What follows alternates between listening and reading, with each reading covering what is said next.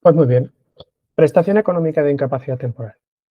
¿Qué es? ¿En qué consiste y cuáles son sus elementos? Principalmente son las cosas que tenemos que resolver aquí. En cuanto a lo que es, tenemos que tener claro, en primer lugar, las distintas naturalezas de prestaciones, la clasificación que vimos en temas anteriores.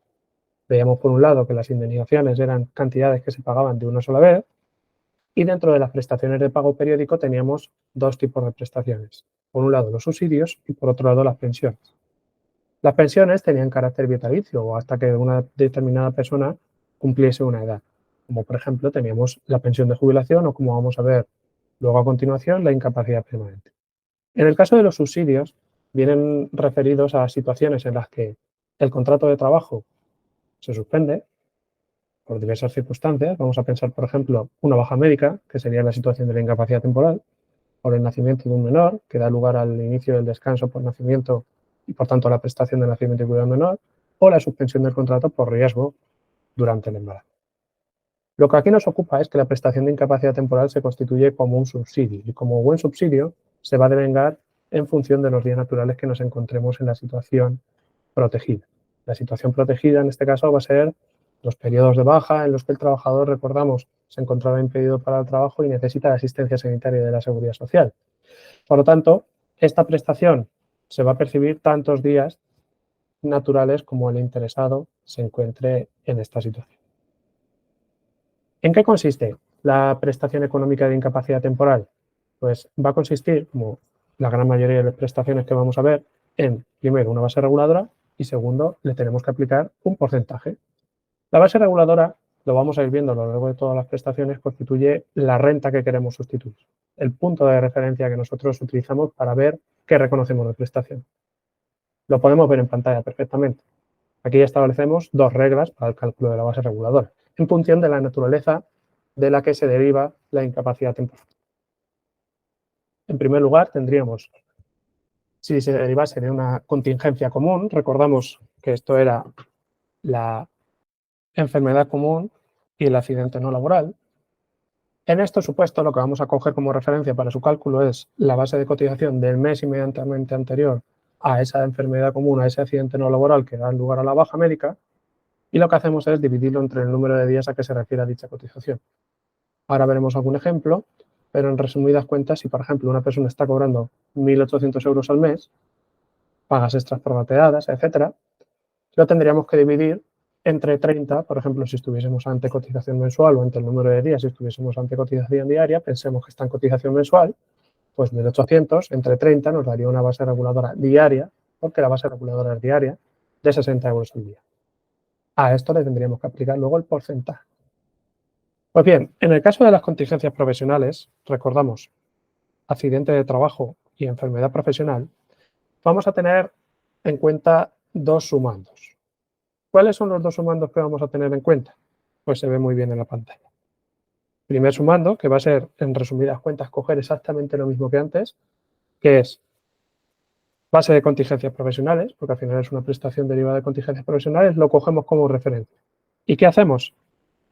Quitar las horas extras que nos correspondiesen. Nosotros ya sabemos de sobra que la base de contingencias profesionales, porque hemos estado viendo cotización previamente, que la base de contingencias profesionales es la suma de la base de contingencias comunes más la retribución de horas extras durante ese mes. Por lo tanto, si nosotros le quitamos las horas extraordinarias, ¿qué nos queda? Como si estuviésemos computando la base de contingencias comunes. Cuando trabajemos esto en prácticas, nos vamos a dar cuenta un poquito más. No me voy a detener en exceso. Por lo tanto, primer sumando, ¿qué es lo que vamos a tomar? Base de contingencias profesionales sin horas extras de ese mes, lo dividimos entre el número de días a que se refiere a la cotización. ¿Y por qué estamos quitando las horas extraordinarias? Pues por una sencilla razón, porque al final, en el segundo sumando, estamos tomando todas aquellas retribuciones en concepto de horas extraordinarias que se han realizado durante el año anterior al accidente. Segundo sumando, lo que cogemos es todas las retribuciones por horas extraordinarias, nos tendrían que dar este dato en el enunciado y lo tendríamos que dividir entre 365. ¿Por qué? Recordamos que es un subsidio diario. Tendríamos que dividirlo, en este caso, entre 365 siempre que el trabajador o la trabajadora hubiese permanecido durante el año anterior completo en la empresa. En el caso de que estuviese menos tiempo en la empresa, cogeríamos el número de días naturales. Por ejemplo, pensamos que esta persona se incorporó a la empresa en los últimos 3 meses. Pues en este caso cogeríamos, por ejemplo, 30 más 31 más 31, 28 más 31 más 30, los que corresponda, pero siempre cogeríamos días naturales para las horas extraordinarias. Ahora veremos un ejemplo. ¿Qué cosas vamos a tener que tener en cuenta aquí en el cálculo de la base reguladora? Pues vamos a tener que tener en cuenta 3 elementos. Primer elemento.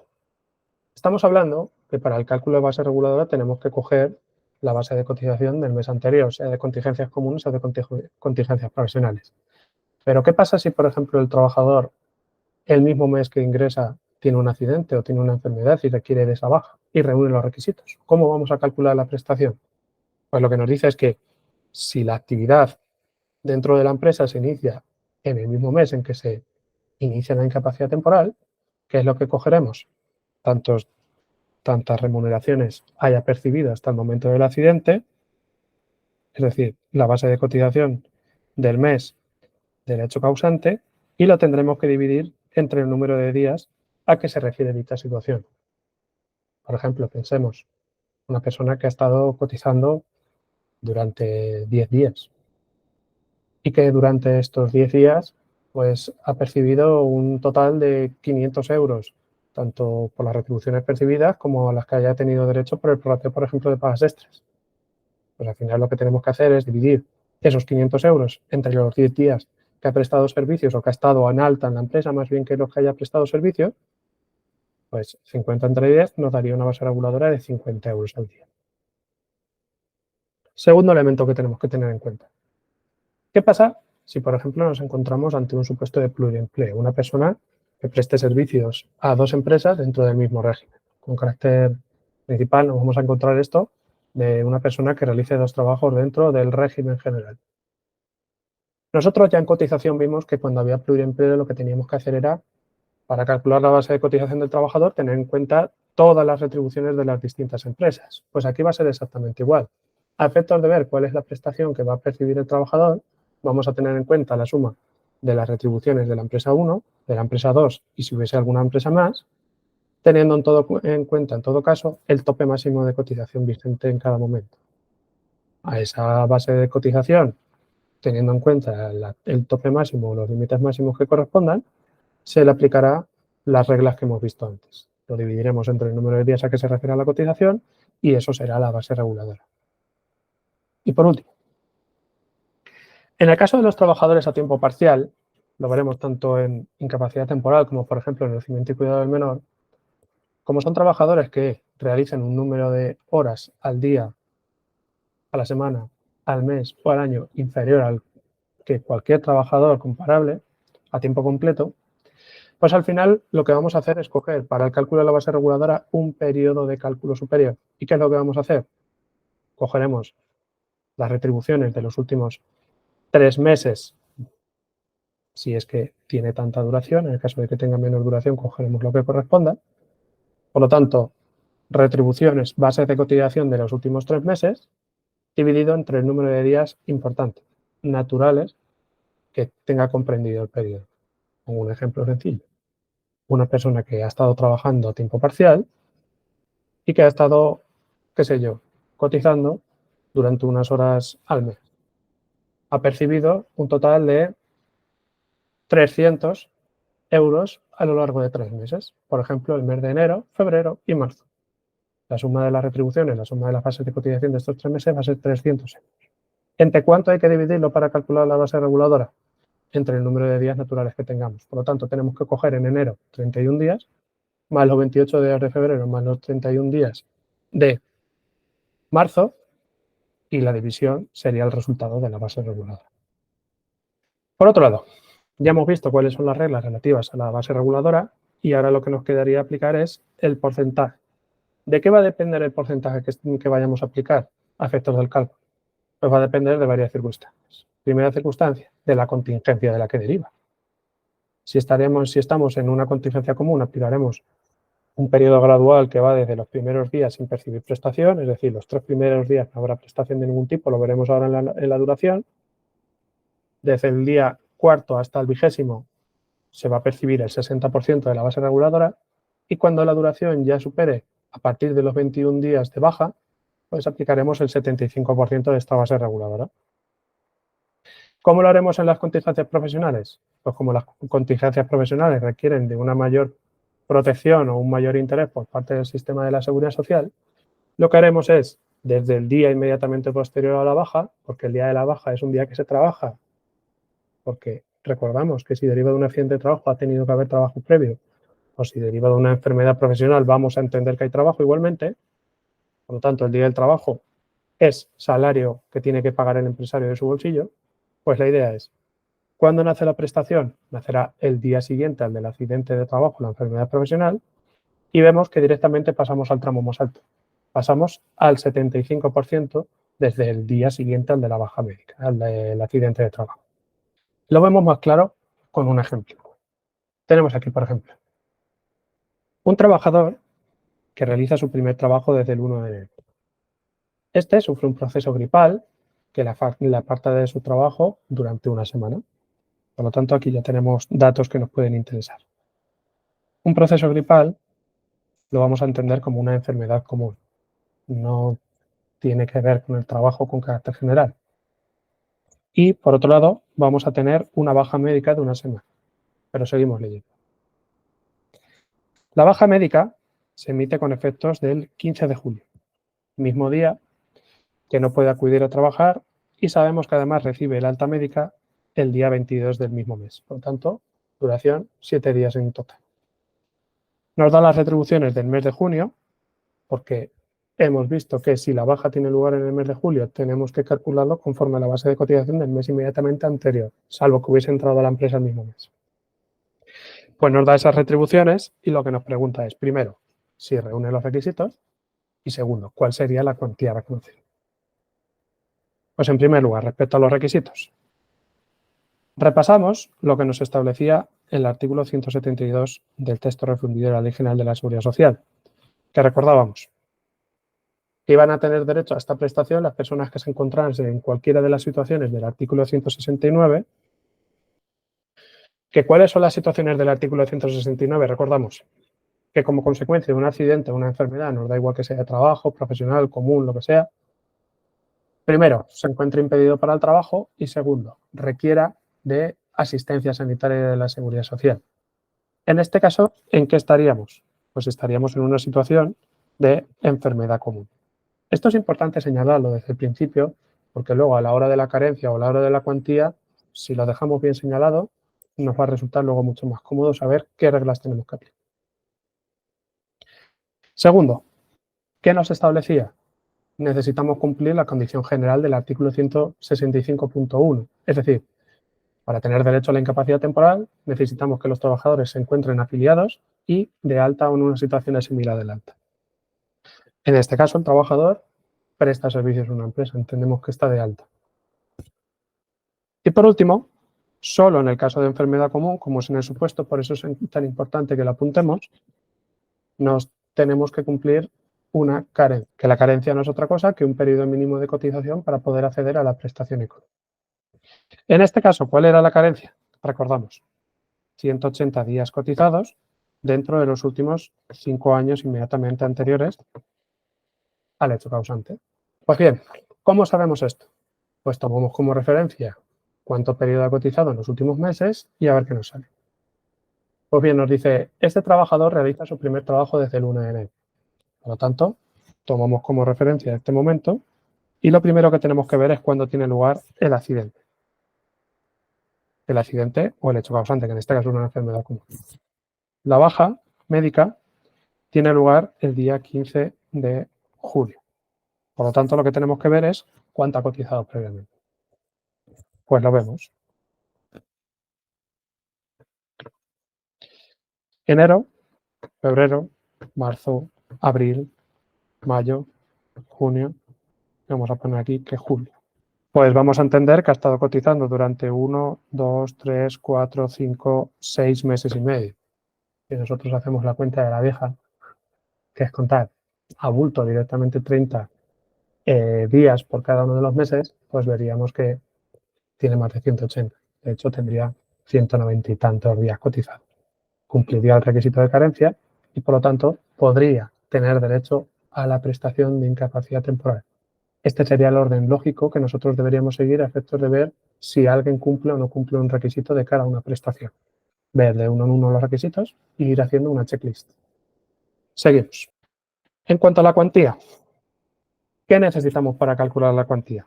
Pues ya lo sabemos.